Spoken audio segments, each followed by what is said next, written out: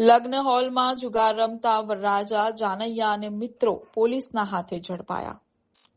સુરતમાં વરરાજા ઘોડી ચડે તે પહેલા જ તેને પોલીસ કસ્ટડીમાં જવાનો વારો આવ્યો. આ વાત કદાચ તમને સાંભળીને નવાઈ લાગશે, પરંતુ આ હકીકત છે.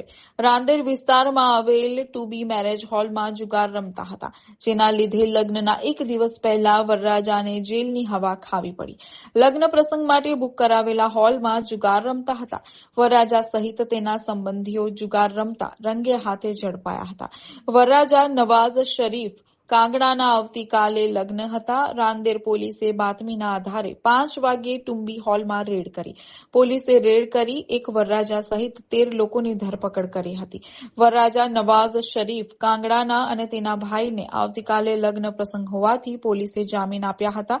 પોલીસે 76,000થી વધુ રોકડા અને મોબાઈલ મળી કુલ 2 લાખથી વધુના મુદ્દામાલ જપ્ત કર્યા હતા. સુનિલ ગાંજાવાલા, સુરત.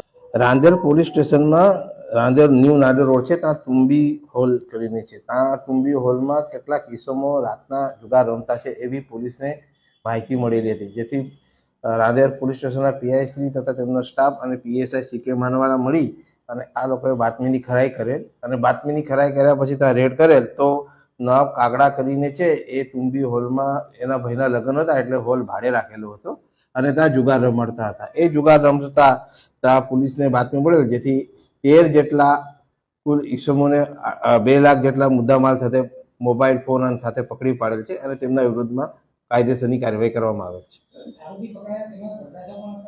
એમાં એક વરરાજા બધા જે કાગડા છે એ નવાબ કાગડા એનો જ ભાઈ છે, નદીમ આસિફ કાગડા કરીને છે, એ એના લગ્ન હતા એટલા માટે જ આ હોલ ભાડે રાખેલો હતો. આમાં અત્યારે 4-5 મુજબનો ગુનો દાખલ કરવામાં આવેલો છે પોલીસને અને જુગારનો ગુનો દાખલ કરેલ છે.